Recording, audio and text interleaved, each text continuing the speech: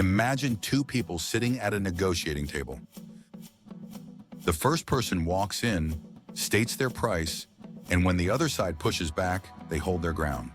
They're not aggressive, they're not rude, they're simply clear. The deal closes. They walk out with what they asked for. The second person walks into the same room. Before the other side even speaks, they're already discounting themselves in their head. Maybe that's too much. Maybe I should come down a bit. I don't want to seem difficult. They open with a lower number. The other side pushes. They cave again. They walk out having given away 20%. Not because the deal required it, but because their nervous system couldn't tolerate the tension of holding their ground. Now here's the part nobody tells you. That second person didn't make a choice. Their brain made it for them, decades before they sat at that table.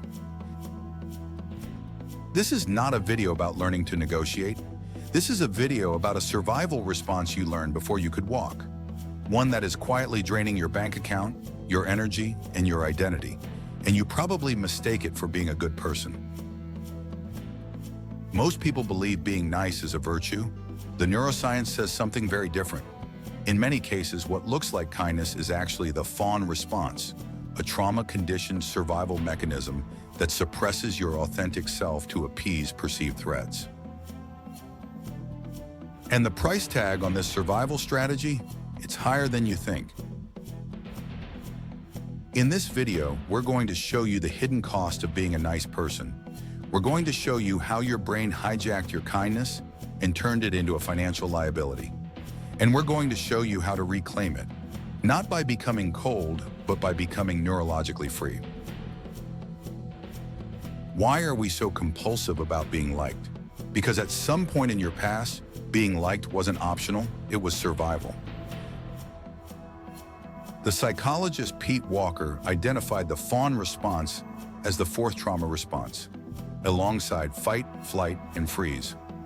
Walker's framework, now foundational in complex PTSD research, describes fawning as a strategy children develop when they learn that their safety depends on managing the emotions of the adults around them. Here's how it works neurologically. When a child grows up with a volatile, critical, or emotionally unavailable caregiver, their developing brain makes a calculation. If I can predict and control this person's mood, I stay safe. The amygdala, your threat detector, learns that displeasing people equals danger, so it rewires itself to scan constantly for signs of disapproval. This is not conscious. A 2025 analysis by the CPTSD Foundation confirmed fawning is triggered by perceived threat and is a physiological response that bypasses conscious choice. It happens before you decide to do it. By the time you realize you've said yes when you meant no, your nervous system has already run the play. And here's where it gets expensive. That child grows up. They enter boardrooms, salary negotiations, client meetings, investment decisions, but their amygdala hasn't updated the software. It still treats a stern-faced boss the same way it treated a volatile parent. So you discount your rate, you absorb extra work without compensation, you lend money you never see again. You avoid asking for the raise, you underprice your business. You call it being nice. Your brain calls it staying alive. And that gap in between what you think you're doing and what your nervous system is actually doing is costing you thousands. Walker's trauma typology, the 4 Fs, maps directly onto the nervous system's threat responses: fight, flight, freeze, and fawn. Fight and flight are easy to recognize. They're the obvious ones. Freeze is the deer in headlights, the paralysis that hits when all options seem impossible.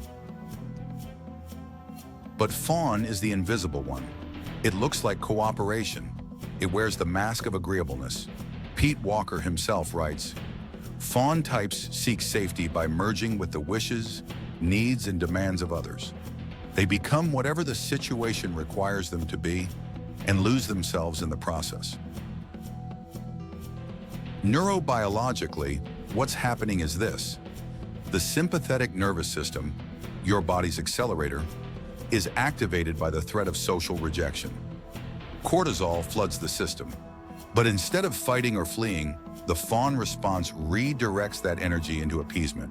You smile, you agree, you accommodate. Your body is in full survival mode, but it looks like politeness to everyone else. The CPTSD Foundation describes it bluntly. The fawn response is often mistaken for kindness. But there is a critical difference between genuine kindness and compulsive fawning. Genuine kindness is a choice. Fawning is a reflex. Genuine kindness doesn't deplete you. Fawning leaves you exhausted, resentful, and quietly furious at yourself for not speaking up. And the real tragedy? Most people who fawn have no idea they're doing it. They believe this is just who they are. I'm a nice person, I hate conflict, I just want everyone to get along. But that's not a personality. That's a nervous system trapped in childhood survival mode. Fawning isn't free. It charges interest, and the bill accumulates in 4 accounts you might not be tracking. 1. The health account. Chronic people-pleasing keeps your body in a sustained state of low-grade stress. Research in psychoneuroendocrinology has documented that elevated cortisol levels, the hallmark of chronic stress, interfere with learning, memory, and immune function. When you're constantly scanning for disapproval, your body never exits threat mode. The Mayo Clinic confirms, prolonged exposure to cortisol disrupts nearly every system in the body. Sleep quality degrades, blood pressure rises, you gain weight, you get sick more often. You're not just tired from being nice, you're physiologically depleted. 2. The relationship account. This is the cruelest irony. You fawn to preserve relationships, but fawning destroys them. When you suppress your real thoughts to avoid conflict, you create what therapists call resentment debt. Every unspoken no becomes a withdrawal from the relationship's emotional bank account. Eventually, the debt comes due. You explode over something trivial, or you slowly disappear from the relationship entirely. The person on the other end is confused. They thought everything was fine. They never knew the real you, because you never showed them. 3. The identity account.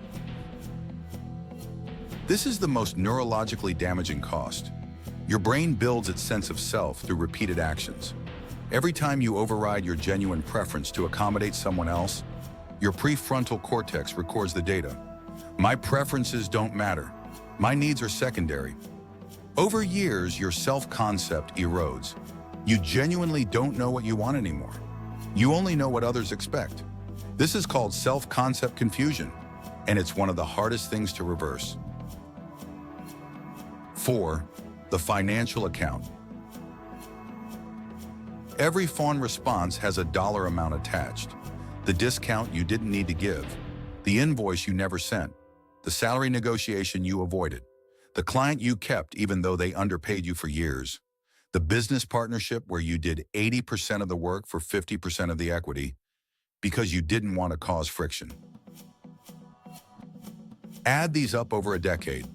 The difference between what you earned and what you could have earned, if your nervous system could tolerate a moment of social tension, is almost certainly in the tens of thousands, if not more. You're not just being nice, you're paying a fawn tax. So how do you stop? Not by being more assertive. That's useless advice that ignores neurology. You can't think your way out of a survival response. You have to retrain the nervous system directly. Here is the protocol. Step 1, the boundary baseline. For 1 week, don't change anything. Just track. Every evening, spend 3 minutes writing down every moment you said yes when your internal response was no. Not the big things. Start with the small ones. Yes, I'll stay late. Yes, I'll help you move. Yes, you can borrow that. Write down what you said and what you actually wanted to say. Don't judge it, just collect the data. You are a scientist studying your own nervous system.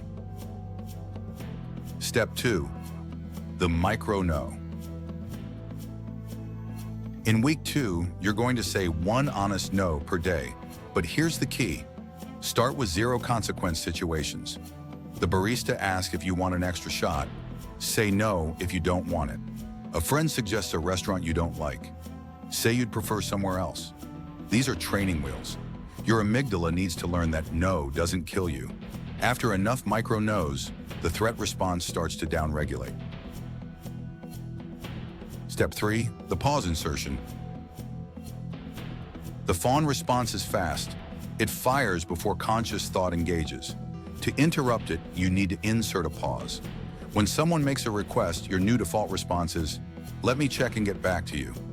That one sentence buys you 60 seconds. Enough time for your prefrontal cortex to come back online and ask, do I actually want to do this?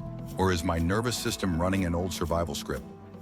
The pause is the neurological circuit breaker. We live in the era of instant agreeability.